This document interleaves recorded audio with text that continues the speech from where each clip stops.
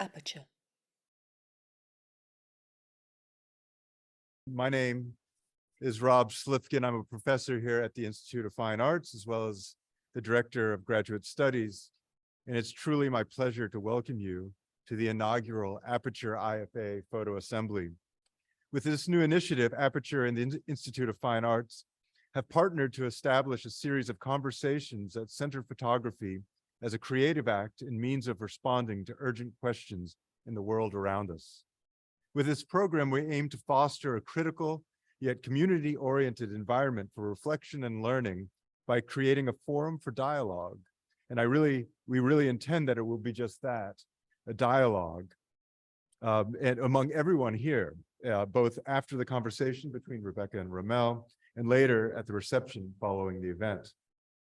When Sarah Meister, the director of Aperture, and I began to dream up this collaboration, we envisioned a platform that would bring together people from an array of backgrounds, artists, curators, scholars, writers, and others who are engaged in the practice and critical interpretation of photography. A place that could combine Aperture's long-standing commitment to photography, both in print, in person, and online, with the wealth of intellectual engagement with the history and practice of photography here at the Institute, and more generally within the numerous schools and departments at NYU. As a point of departure, we will consider Rebecca Bengal's writing about photography, and with many of her essays to be published by Aperture this spring in Strange Hours, Photography, Memory, and the Lives of Artists. And you see the beautiful cover on the screen. Following this conversation, we'll open the room to a moderated discussion. Thank you, everyone, particularly the donors who helped fund special events here at the Institute. And now I'm going to pass it over to Brendan Emser, Senior Editor at Aperture, to introduce our speakers.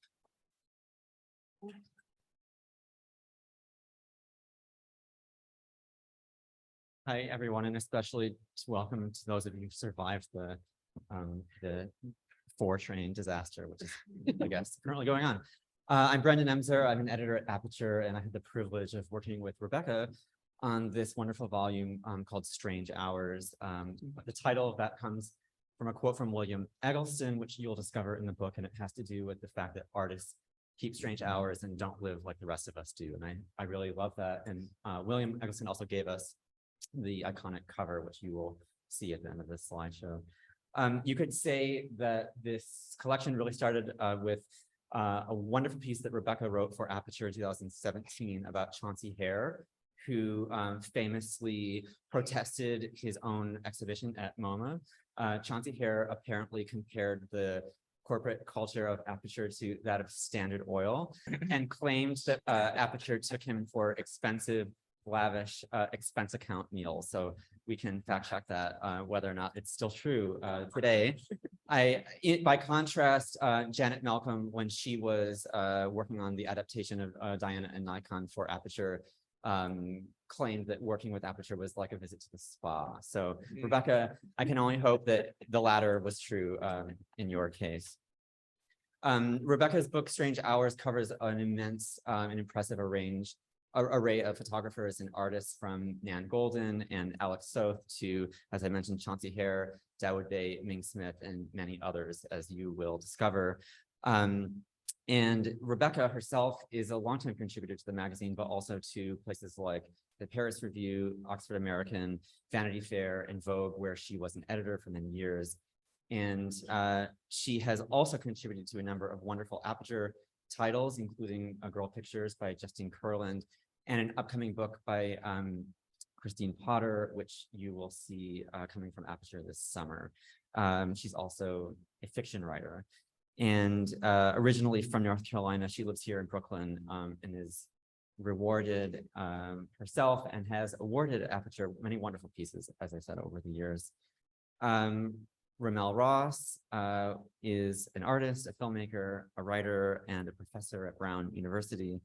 And his work has appeared at many museums around the country, including the Hammer, the Museum of Modern Art in New York, the Walker Art Center, and the ICA in London. His work most recently, as many of you may have seen, was featured in a dual exhibition at Pace Gallery with William Christianberry, which was a total revelation. And yeah, just a kind of incredible moment in the art world this year.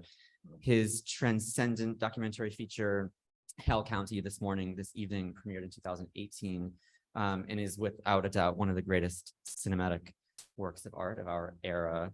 We had the pleasure of working with RaMell on an issue of Aperture in 2018 called Film and Photo.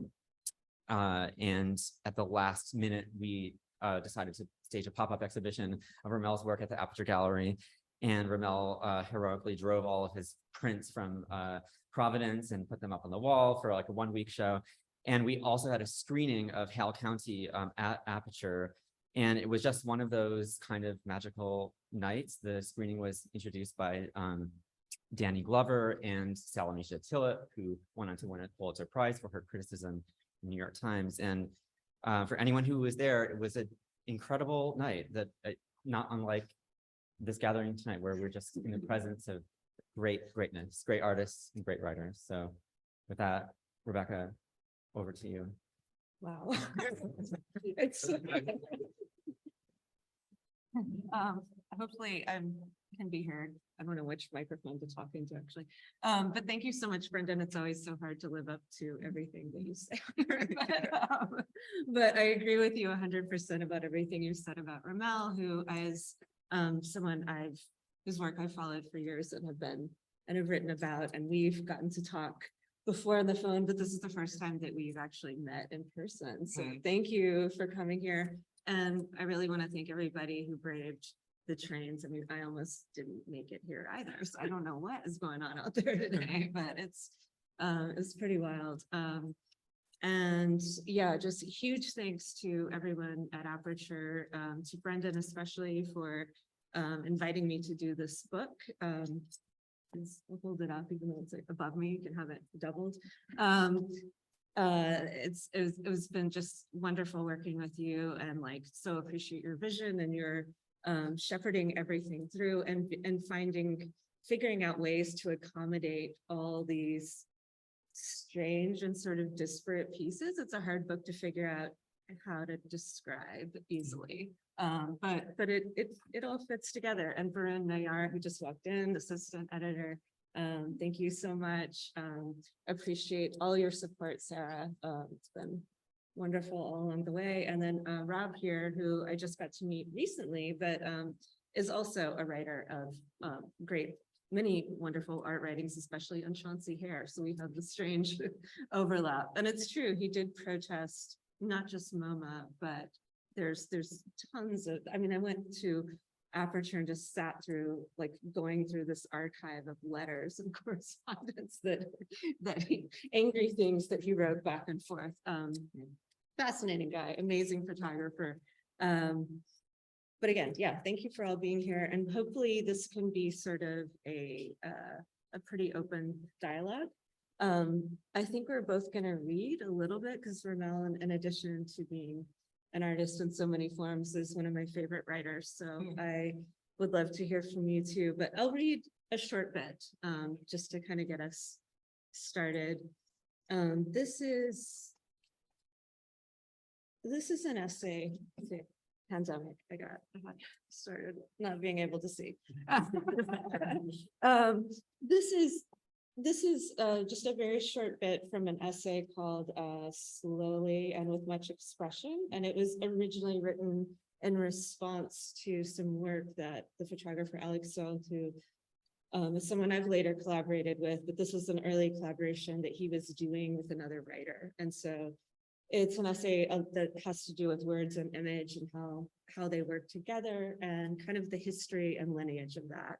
But this is kind of where my entry point as a writer in photography comes into this, which actually goes back to childhood. I grew up in rural North Carolina, as Brendan mentioned, and my father is deaf from birth. So I grew up with sign language. So this kind of gives you a sense of that.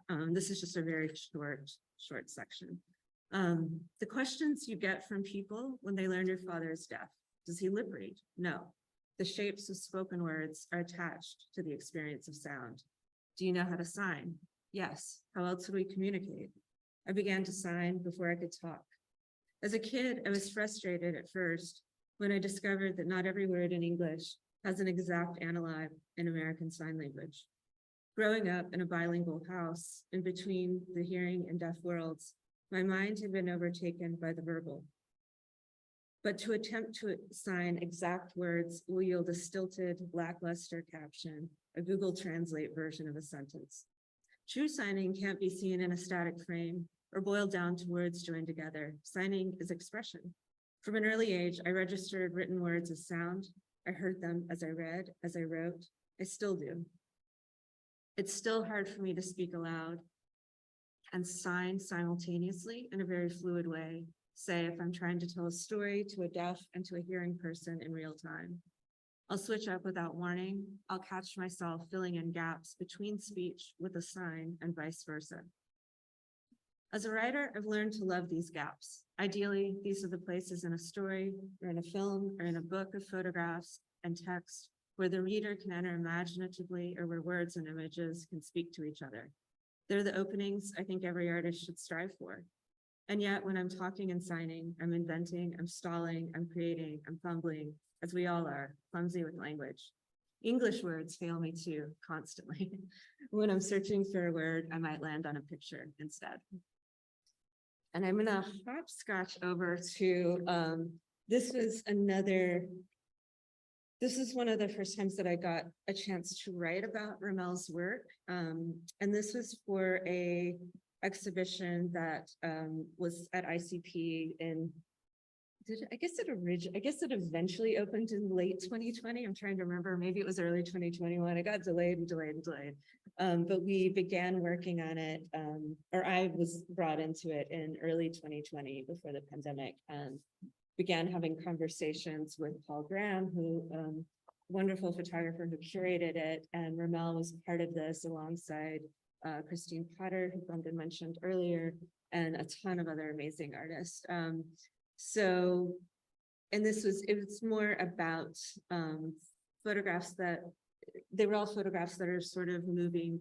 There was a documentary sensibility, but they're all moving past that and beyond that in different ways. There's no one word to pin it down, but I wrote an essay for the book, ended up having a long time to work on it, which was great. But also just because it was this idea of living with the same images and thinking about them over time and how they sort of take on new meanings, which is something I think we can talk about a little bit. So this is called "And the Clock Waits So Patiently," and as Paul was like, when I told him the title, he's like, "That's a David Bowie song, right?" And I was like, "Yes, it is." There's often a music component in my work. So there's two quotes at the beginning. I'm just going to read this first section now. The first one is Virginia Woolf. "Time, unfortunately, though it makes animals and vegetables bloom and fade with amazing punctuality, has no such simple effect on the mind of man. The mind of man, moreover, works with equal strangeness upon the body of time. An hour, once it lodges in the queer element of the human spirit, may be stretched to 50 or 100 times its clock length. On the other hand, an hour may be accurately represented on the timepiece of the mind by 1 second." That's from Orlando. And then the second quote is from a poet, Jericho Brown. This is a poem called "Say Thank You, Say I'm Sorry. I don't know whose side you're on, but I'm here for the people who work in grocery stores that glow in the morning and close down for deep cleaning at night."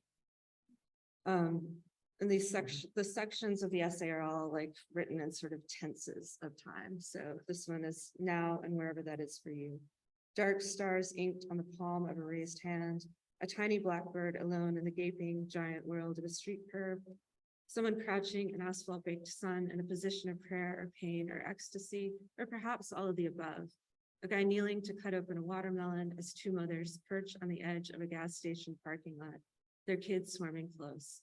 The craggy shadow in the desert cast by a rock face, the man in a poncho crossing a thin creek over tall shadowy glasses, the Herculean act of pushing a massive tree down the middle of a rural street, a young boy fitting his small body in the space between tire rim and hub of a car, draped around the curve of the wheel.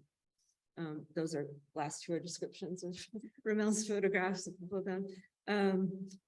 The frozen shouting faces of a lineup of white cheerleaders some 60 years ago, and in an image from perhaps the same year, a white mother teaching her little girl to shoot a gun.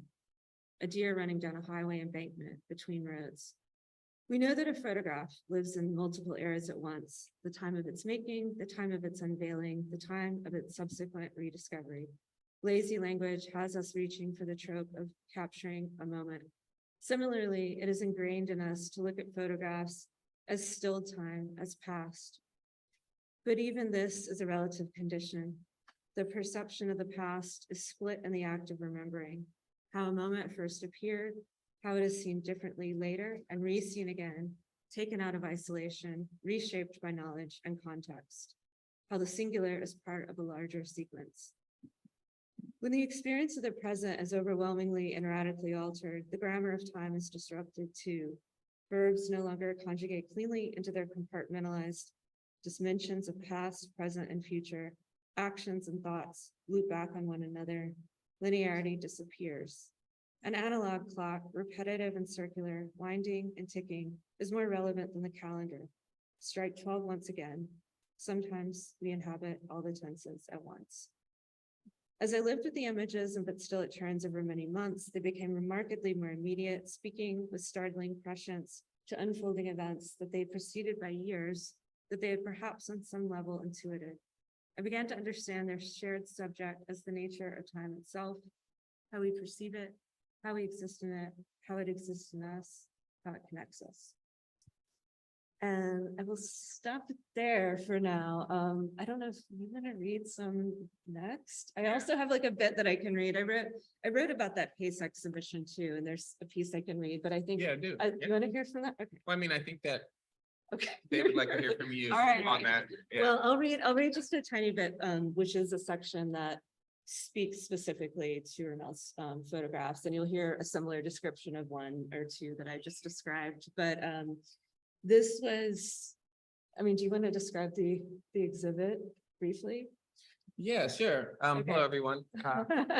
Yeah, the exhibit was, curated by Lauren and Jessica at PACE, and it's William Christian Barry's kind of historic practice, and looking at the multiplicity of it, his sculptures and his drawings, as well as his well-known photographs, and then sort of pairing it with my photographs and a couple of my sculptures. But I think the power of the exhibit was a sort of a wonderful thing that's very rare, which is that Sandy Christian Barry, William Christian Barry's partner, is interested in the potential recontextualization of William Christian Barry's work.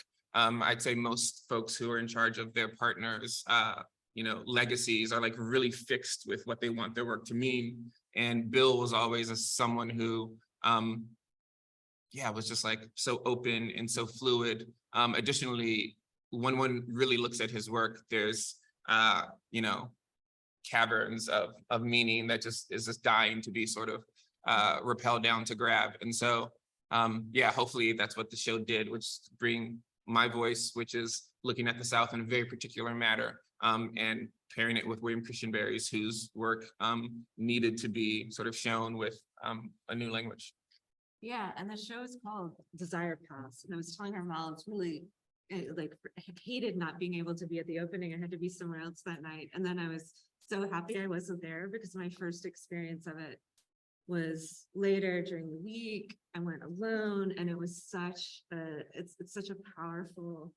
I wish it was still up so you could all go now, but it was such a powerful staging, and the way that everything was arranged. So it's called Desire Paths, and there was just this sense of navigating. What I tried to write was essentially, I mean, I texted Brendan on the way home. I was like, I was trying to take a break from writing all this stuff, but I got to write about this. I got to think about it and figure it out. So, but it kind of demands that you figure out your own path back, and that you sort of re-see things on the way out differently. I mean, it's like literally an exhibit that transforms you, and the way that it also really transformed the way that I saw Christian Barry's work and entirely.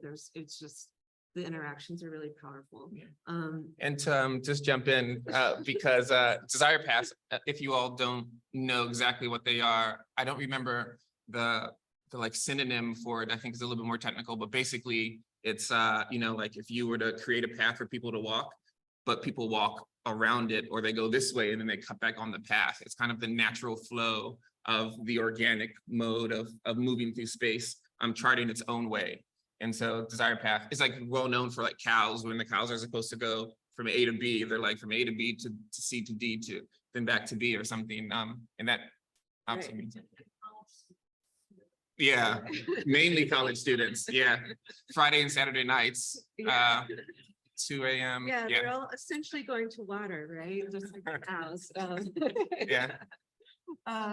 So, and yeah, and there's a lot about that too. And I'm just gonna read these two paragraphs about RaMell's work, and then I'm gonna kick it back over to you.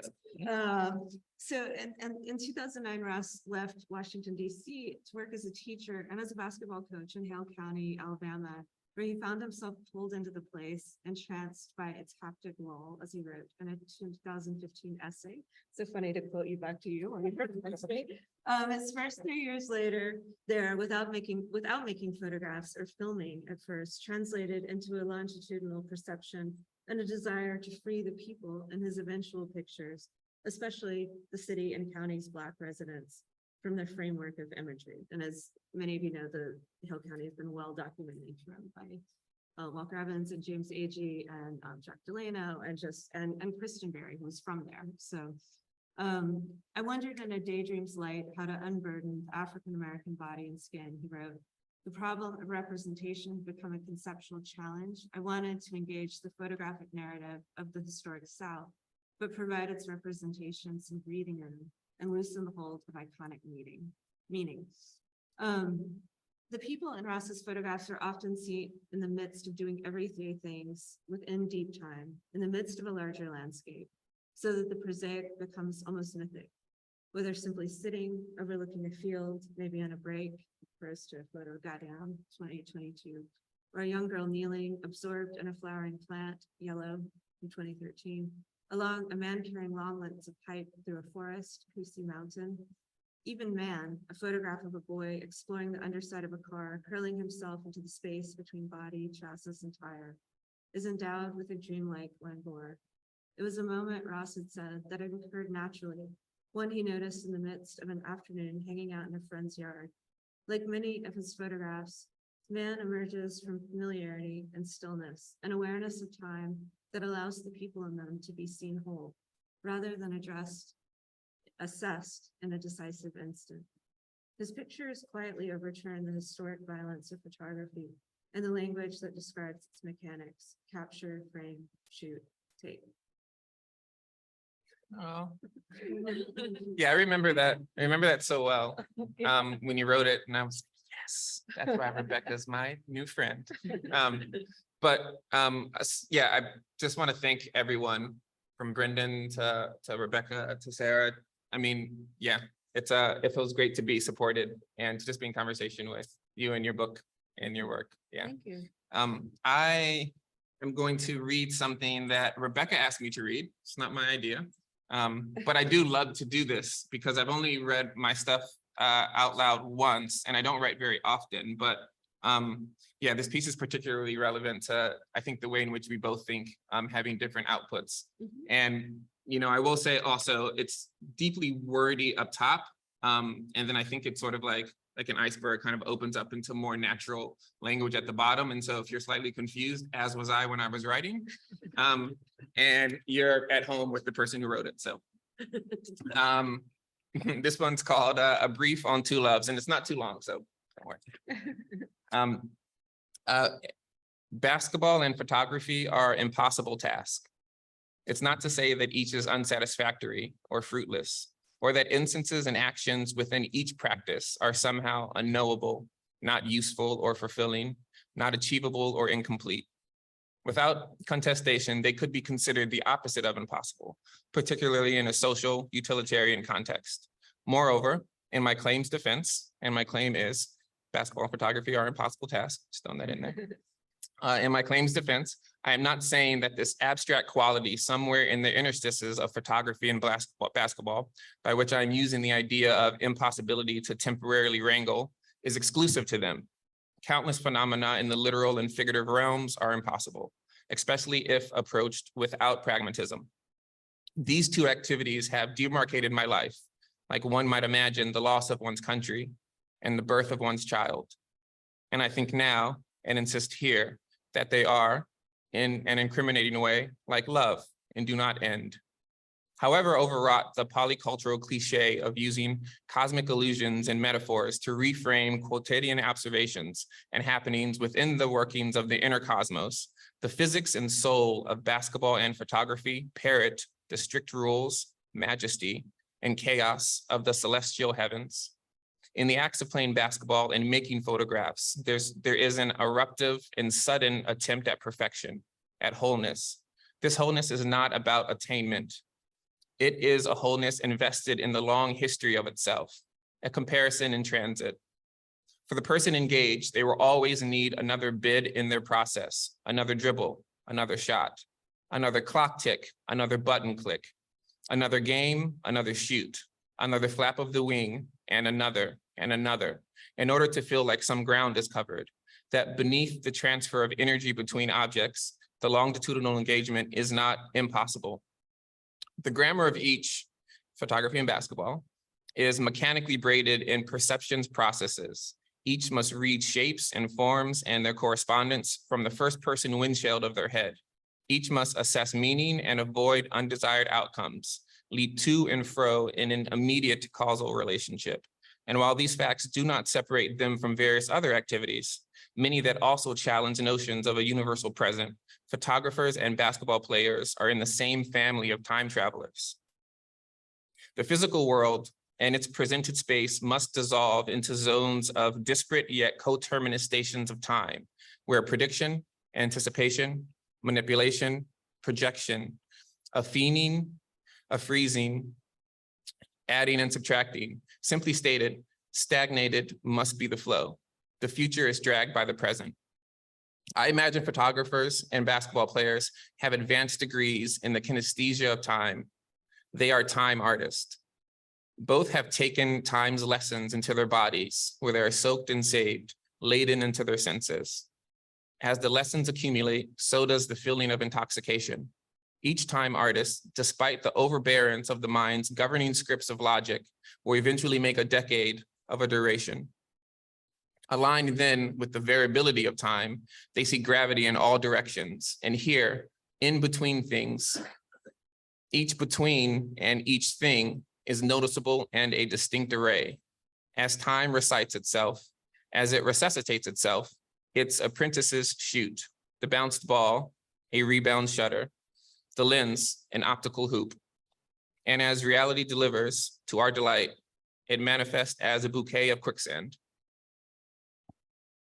That's Thanks. so nice. Thank you. Yeah, when did you write that? What was the? Oh yeah, that was for, the yeah. context. I wanted to say it beforehand and I'm like embarrassed I didn't. It was for a book called Common Practice by a friend of mine, Daniel Peterson, and his collaborators, and they were sort of bringing together basketball and art into some sort of book. But yeah, it made me think of your work. In what way? Well, it's weird because when we talked on the phone the other day, I told you I was like deeply impressed that like none of these, when you wrote all of these, none of them were part of like necessarily what you were doing full time. Like they were all, you're almost like moonlight as someone who tries to like bridge the relationship between this bizarre medium photography and the bizarre medium of words. And that's really interesting because the work is not, it's like, it has like almost diary feeling, but then it also has the scholarly feeling, but without being academic. And there's a lot of weird time in there. It's like a lot of nights, I guess. A lot of nights. Yeah. Well, yeah, some of it was like part of a day job. I was working at different magazines, freelancing at different magazines while writing these, but they were definitely very, I guess some of the reasons for, or the chances to write or the impulses to write were often very opportunistic, right? So to be someone who is whose background is more in fiction writing, but to be working in New York and working at magazines, especially, I somehow ended up working at Vogue and not for a while. And so it was interesting because the medium there is photography primarily, and that's the language is images. And so it kind of presented an opportunity to kind of speak to that and figure that out. And and also a chance to get to ask people questions that they would never ever talk to me about, but they will talk to Vogue about, and to try to figure that out. For me, you know, writing is always a chance to figure out what I actually think about something, and to kind of see like how artists are working, where these stories are coming from, what they're figuring out, kind of a lot of the parallel things that I'm always trying to sort out in narrative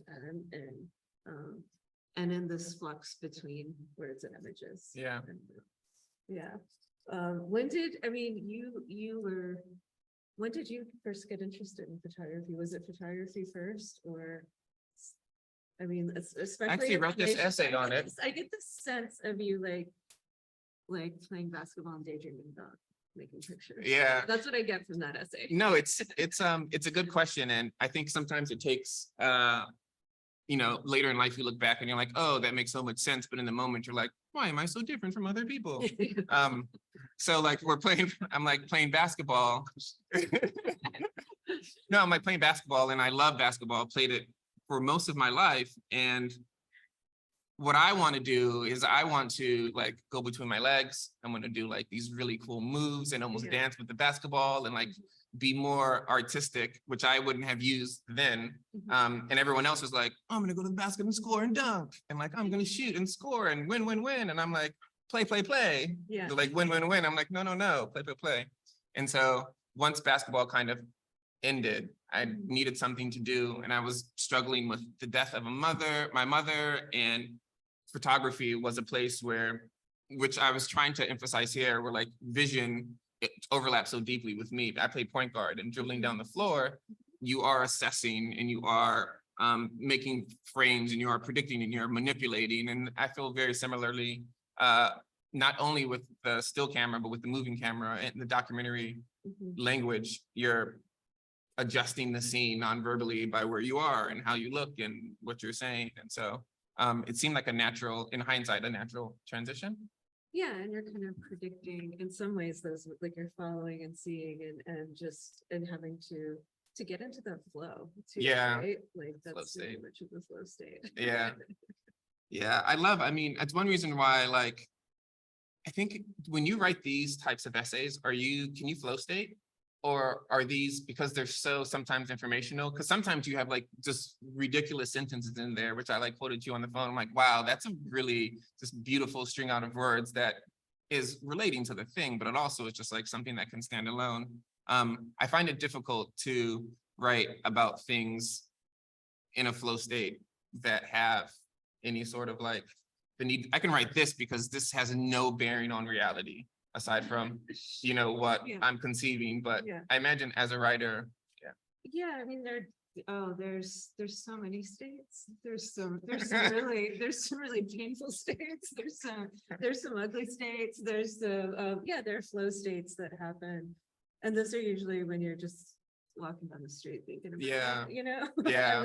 and then of course somewhere it happens within, but especially with these, you know, most of these were written for particular moments in time and for a particular purpose or publication. And so there was that framework around them too, that they have to fit into, and to maybe introduce, you know, you're introducing work often or introducing ideas. And so there's a lot of other responsibilities. And so you have to kind of go back and figure out those things too. But I like your flow state walking down the street. It's so I true. like that. Yeah. That's the state I always want to be in, but that's the dribbling down the court state or whatever, you know. Is that where your best writing's done? Walking? Walking, writing, thinking, I mean, very daydreaming. Yeah. Daydreaming, so, Yeah. for sure. Same, which is not useful. You know, I mean, in most cases, it's a thing. Like for like the film I made, people are like, how do I do this? I'm like, you're gonna have to not do everything you've ever done, because it's like the process is so slow and it's so expecting failure to be the dominant outcome. Mhm. And then when you get a moment that's not a failure, you can string those together. And then that can seem like there was some, mastermind behind the thing, when in fact it was just like trying to throw, a rock in a really small thing 1,000 times or something. And also tricking your brain into not, luckily I didn't know I was writing this book at the time, and retrospect, there's a lot of revision, a lot of things were added back in, even including the title, which there's a section that there are a couple of interviews with Eggleston that are sort of brought in together, but we brought back some giant sections that were cut from the original publication years ago, where he does talk about Strange Hours, and a hat to Brendan for suggesting that title. It really speaks to a lot, and it does speak to not just the times that artists live. Eggleston was specifically talking about the moments that he was invited to photograph inside the Graceland mansion after Elvis died, and so he would go in there all night long and just like wander around, which is such a weird haunted thing on so many Yeah. levels. Wait, is that where Night of the Museum, the Ben Stiller film came? That's probably the origin of the story. Maybe. Connecting the dots, guys. There you go. Really Anytime. connecting it. Thank you. Yeah, Thank you. sorry. We need to add like the next edition. We'll add a little appendix. But yeah, and so I think that no, I lost my train of thought a little bit. Sorry. I knew that was gonna happen right when I said it. I was like, Okay. it's a bad idea. But yeah, writing, adding, I guess I was talking about how the mind sort of tricks itself into when you don't realize you're doing something at the time. You didn't know you were going to make a film. Yeah. To a certain point. Yeah. And then it happened to you. Do you think right? our minds know? So it isn't, you think it's a trick, or do you actually just think it's like, I think there's a part of sort of your like- brain that does, this is how it is for me. I don't know if it is for you, but I think there's a part of the unconscious that realizes you're making something when you're not aware of it. And Yeah. then this other part of your brain comes in and realizes, oh, that was happening sort of all along. yeah, And I have to stitch that together, but you can't be totally aware of it because you might be aware of all the work involved. Yeah. It's like the way that processing pain, the way that the brain like kicks in. It's like Yeah. endorphins or something. I don't know. so terrifying. Yeah. Yeah. Yeah, we're like driven without ourselves at the wheel in a way, which I think has been said many times. But I did want to ask, there's something in there too that made me think about, you make distinctions, obviously. There are photographs, like how are you distinguishing between this is a photograph, or this could be filmed, or like what needs to be? I know that I've heard you talk a bit before about ambiguity. Yeah.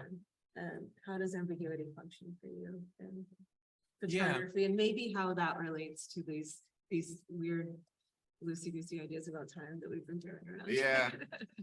No, it's a good question. How does one distinguish between the two?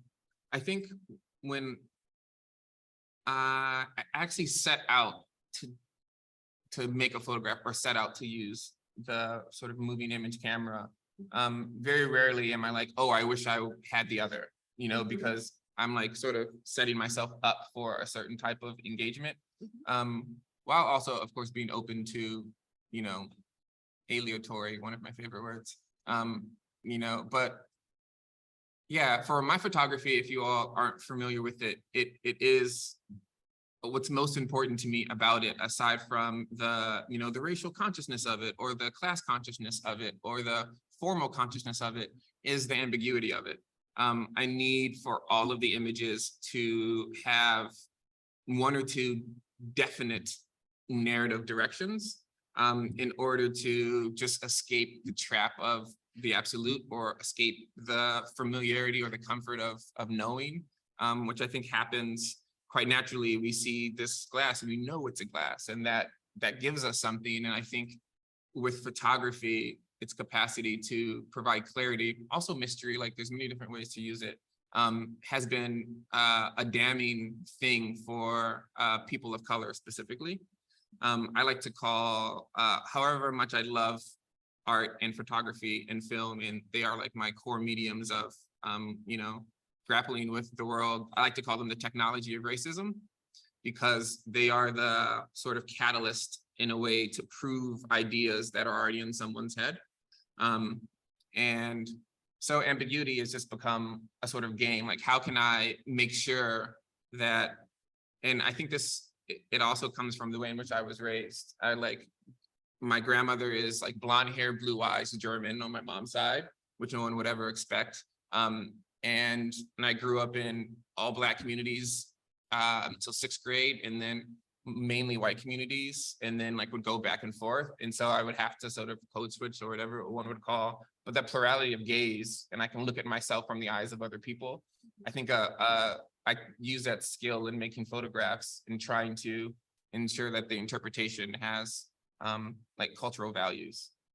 Right, and there is a looseness, and I think ambiguity is something that I've always been drawn to in photography too, but there is like, it's like figuring out why, like is it just because of like there's mystery, but there's power in it, and for all the reasons that you say in terms of consciousness and in terms of owning one's how one is presented, and to kind of what you're doing in photographing exclusively in Hale County to really take back that how that's represented, and to kind of populate this archive of future other images and to reframe that. Yeah. But sorry, go ahead. I'll say, well, it's like incredibly important for image making, I think, because we, the way that we use, it's funny, we have like the language English, and we have the language German, or the language Swahili, and like you can almost translate one-to-one across cultures, and like there are some gaps. Obviously, translation is an entire form of art and a form of social importance. Like it has its own thing, but like, how do images function across borders? Like we don't have those conversations, because it's almost an impossible conversation. Like, how do we even start when we have trouble articulating what images are, because they are not what we're trying to articulate. And so thinking about ambiguity, it's the natural state of the image, but leaning into it, I think, has a greater importance for just a sort of reflection on the way in which we assume we know. Right. All our sort of references and the things that we're bringing to it. And it's why writing, in a way, writing about photography is very hard, because there is a danger in it. And that's partly why I am drawn to that, figuring out what that intersection is, like how much can you bring in, how can one sort of pair with the other or not. Yeah. And when do they kind of fail each other? Like that's just like a constant, it's sort of a constant challenge, and then sometimes they can match really beautifully. Yeah. It can be just like this awkward, like I was saying, this like super awkward translation. But yeah, and I mean, I write about music a lot too, which is something, music I think is way more universal. It's also like, for me anyway, incredibly far harder to put into words. Just almost impossible. Yeah. And so, which is why it's a challenge, and it's exciting, and to try to figure out those things. But yeah. Have you ever written about a musical film? It might be the worst question I've ever asked. But I think that there's something there. I mean, I don't know. I think I wanted to be a writer, I think, because to write is to be specific in a way that you can't with the image, although it may seem like you are. And so I think I've always almost envied those who can like put together something that is cohesive, and something that is referencing something that is ineffable, and have it be its own thing. And I think a couple of the essays, they're like genuinely, they have their own, like the one that you wrote on, what was the artist that lives in Kyiv? Wait, she lives. Oh, yeah, and Trey. Yeah. Evgenia Belarusov. Yeah. Like I actually took a picture of the first 2 pages. I was gonna, if we like ran out of things to talk about, I was gonna read the first 2 pages of that, because that feels distinctly like its own thing. Like you don't need to look at any images. It has its own world. The language has not even a photographic sensibility. It has like some sort of depth that I think equals something equally ineffable, like I think you wrote about Sebald in here, who I love, who has that quality, right? Where it's just like, what you're painting is a universe, what you're writing is a universe. And so I guess this is more just adoration for your writing talents. But yeah, I love it. Well, thank you so much. I mean, it's hard to, I mean, I think that's why in general, it's nonfiction is harder in some senses. Fiction, because people with nonfiction, it's kind of similar to working in documentary, right? People assume, or working from documentary, because I think you were beyond that, but within that framework, but it's, people assume that they know what a truth is. And to, again, to like go back to that sort of power and ambiguity and perspective, which is so important. And I think that has to do with, I think that does have to do with time too. There's a sense of perceived definition in time, and to be able, I've always been interested in anachronism, whether it exists, whether it's perceived in photography or whether it's, or even in fiction, with certain stories that I've written maybe are set in places that feel so remote that people assume, oh, this is from, like 100 years ago. It's like, oh, that's maybe it's like 20 years ago, but it's not quite as far away as you expect. It's just a different way of being, a different way. And I think there's power in that too. Yeah, I do. Are we running out? I think it's time actually for us to open this Yeah. conversation up Great. to the audience. Great. As I mentioned, we really are eager to have this be a conversation with everyone. So with that, I'd like to introduce Sam Allen, who is a graduate student here specializing in photography, who will begin the conversation. So take it away. Hi, Rebecca, RaMell, thank you so much for this really, enlightening conversation, and also the really just incredibly beautiful readings at the beginning of this. I have a couple prompts for you, Rebecca, just to open this up. And hopefully I'm not putting you on the spot by asking you this while you're sitting next to RaMell, but I'm struck, one of the kind of major features of your writing on photography that really strikes me is the presence of the artist's interview or the artist themselves often as just being so integral to your writing on photography. And so the two prompts are sort of, I'd love to hear you talk about the importance of the artist's words to your writing. And sort of relatedly, love to know how you think about sort of your own position as a writer relative to the artists, the photographers that you're writing about. Is it as an interpreter, an interlocutor, an advocate? How do you kind of think about that position? Oh, wow. Those are two big questions. Good questions. Thank you for this, Sam. I guess with the first one, so to clarify the words of how important the words of the artist are. Okay.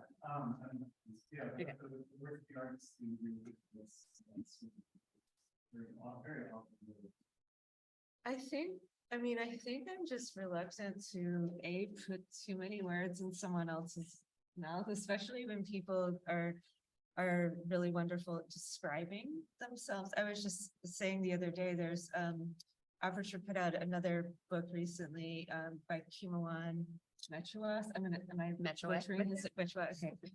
Wonderful artist who's no longer with us, and man, he has one of the best artist statements I've ever read. It's just like total poetry and amazing. It's when you have something like that, why do you need me? Again, it's almost like I think sometimes when you're trying, and maybe this will help answer your second question too, as kind of trying to interpret what someone's doing, I feel like you have to sort of use all that's available to you. Otherwise you're misrepresenting them. So why not take some of their words and then, hopefully something else that I can bring to it is, generally I come from a pretty personal take, but I'm not an academic. I'm definitely, the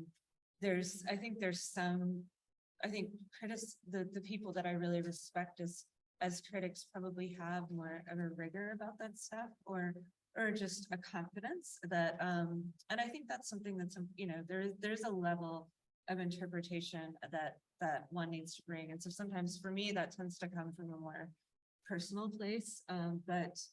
But you're also, as a writer, you have to translate that to other people. So it's kind of like, when you talk about states, it's like walking through all these kind of like, here's my flow state, this is my response. And you think you've written it, and you really just you have to cycle through kind of all those different consciousnesses. You have to see it from everywhere else. And then of course you have the wonderful editors who come in and say, oh, but you're not making sense at all, or take this out, or whatever. But another filter added there, if that makes sense. And certainly some artists are more able to verbalize their work than others, but it's also just important to, I think, I like the life stories. I'm also just curious about, I part of me is just like, if I was making this, how would I do it? And maybe what can I glean from them? I'm just learning all the time, I think.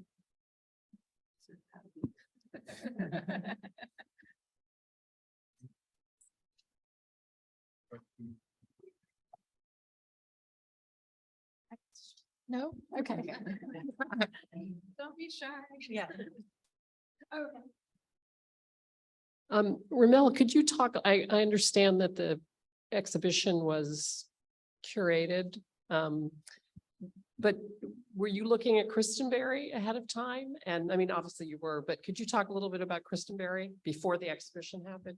Yeah. Your relationship to him? Yeah. Also, I wrote a piece on it. Maybe I'll just read that to you. Just kidding. That's completely, I did write a piece on it, but I'm not gonna do that again. You guys don't want that. It's much longer. Yeah, it's a really good question, because I moved to Hale County, hadn't taken one photography class in college, knowing peripherally who Walker Evans, William Christian Barry were, because I went to Georgetown in DC, specifically because William Christian Barry taught at Corcoran. He was from DC, heard of him before. And then I got to Hale County, Alabama, and I'm working in the community. I'm like coaching, I'm like enjoying life. And I went there knowing that I would be able to like think about art and not have to be under the oppression of the cost of living in DC. And I like start making these photos, and they're all just horrible. And they're not horrible in that if you looked at them, you'd be like, this is a bad photo. In fact, you would look at them and you'd be like, whoa, what a nice image. But those images were not mine. They were like more obviously cultures, and the more I started to photograph, the more I started to realize that like the way in which I saw the place was just given to me through all of the films I'd watched, all of the random photo books I've seen, the calendars inside, like a mechanic's office, just like all of these iconic images of the South. And then when I started to try to find the details of that language, I'm actually reading about William Christian Barry and looking at his photos and looking in depth about Walker Evans. And I'm like, oh, yes, when I walk out and I look out my window, I see the world this way. Like their images, photography has inscribed my reality completely. Like, is my vision mine? Is my imagination, how curated is my imagination? And then so quite literally, it took 3 years of like photographing almost every day to make an image, which is the series that I show, which Brendan showed, and an image that's in the film and photo book and was part of the 1 week show we had, was the first image I made, in which I was like, oh, okay, finally I've sort of like taken that and I've used my way of being in the world and like combined the two. And that feels like something that's kind of genuinely authentic. And so my relationship with Christian Barry is sort of acknowledging his influence on my vision and then accepting it and trying not to perpetuate it, but just absorb it into whatever I thought I could make. Also, his work is so, yeah, I can talk for a long time about William Christian Barry, and we don't want that. But I will say his work is just so deceptive because it's so familiar. And you see these barns and you see these things and you're just like, oh, the South. But he's the type of person, and I wrote this in the essay, that like refused to photograph people. Like he refused to photograph people of color in the South. He kind of narrowly and profoundly photographed like whatever his identity was. And I sort of think as a sort of way to lay the foundation for what I would call like America's visual constitution, in which you look at his bar and you can't help but think of the racist relationships and the racist economy that's happening without ever showing anything about it, because that is what the American South is. And it doesn't mean that's all it is, but it means that it's in there. So he shows it by not showing it. And that's kind of what we hope to do with the show, was to like, yeah, bring those two together.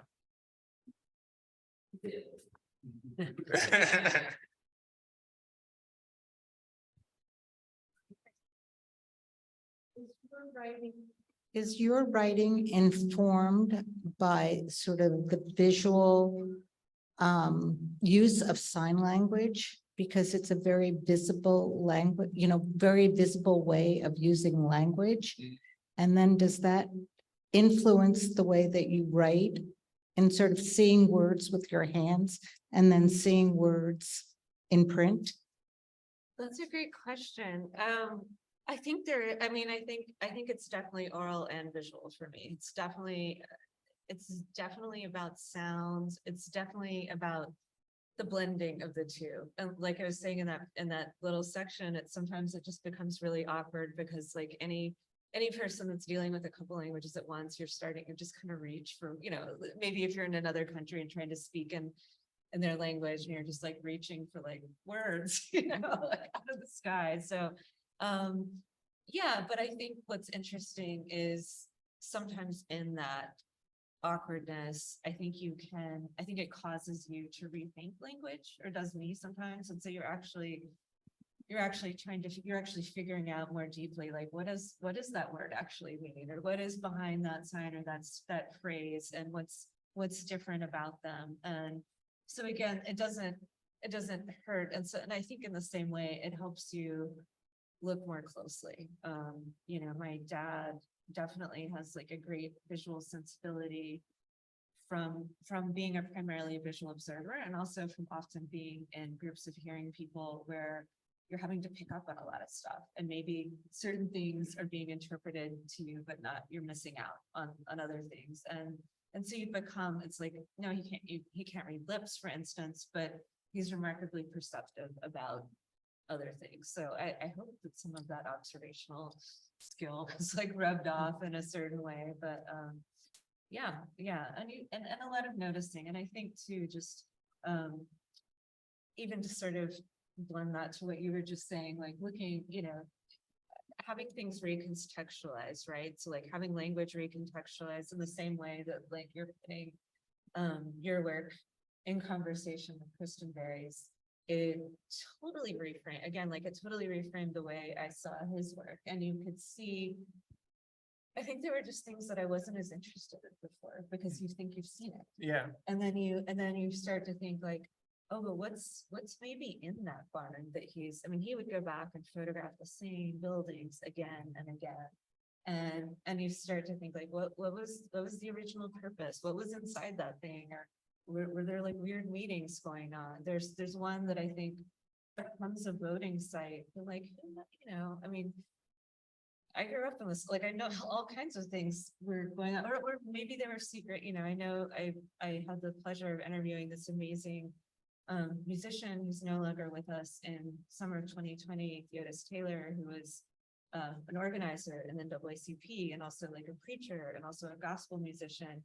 And he was talking about the barns that they would meet in for these like secret meetings for voting stuff. So I also think about those places and what those look like, and was William Kristen Berry photographing things like that. I mean, this is neighboring states nearby, but all that kind of comes to mind. And then just sort of the sinister qualities of these structures. And I don't know, I mean, sculpture has become a big part of your work too. So I'm curious like how that relates to photography for you. Sorry. No, that's, I have just so much to say about, or I'm thinking so much about what your question inspired. I thought when I came across that sign language was important to you as a child, it kind of blew my mind, because I just never really configured the world from sign language to words to images, just and the spaces that are in between and blah, blah, blah. But gosh, I don't even know. I'm like so grounded right now and just like being quiet in my head, which is not good for a talk, you know? Like, It is good. yeah. It's okay. Yeah. Well, the other thing is that we Yeah, can, sorry, you know, Rebecca. one of the nice things, you know, this is, first of all, hi, I'm Sarah Meister. I'm Aperture's executive director, and I will say this has been such a treat into your minds, your eyes, your hands, your words. Not sure why I'm echoing, but anyway. They're an instrument. I. And I have to say, when Rob and I were envisioning, you know, what this might be, minus the subway issues, it was kind of exactly this. How do you create a space in which you can open up a conversation around words and pictures, which is what Aperture was founded to do 70 years ago. And so we appreciate all of you being a part of this experiment with us. And I can't imagine, you know, two more thoughtful people to help us dive into this from the beginning. And the other thing that we had always pictured from the start is that this would end with a glass of wine in the gorgeous entrance here. So instead of asking you to have to answer that question on the spot when you're resting happily in a reflective state, I think what I'd like to do is to say that Rebecca's book, if you will be available, it'll launch on May 16th, which is just 5 days from now. So we're, you know, all looking forward to diving into the rest of those words, and that we will be doing this again this fall. October 11th is our next date. So we're gathering again. I want to thank all of our colleagues here at the Institute and at Aperture too, especially Alex Schlechter, who just did a terrific job in keeping us, keeping our minds held at a high level and working toward this. So thank you, Alex. And thank you all for being here. So we'll see you on October 11th, and we hope you will linger for a little bit and continue the conversation together. So thank you all. Thank you. Thank you, Sarah. Thank you, Rebecca. Yeah.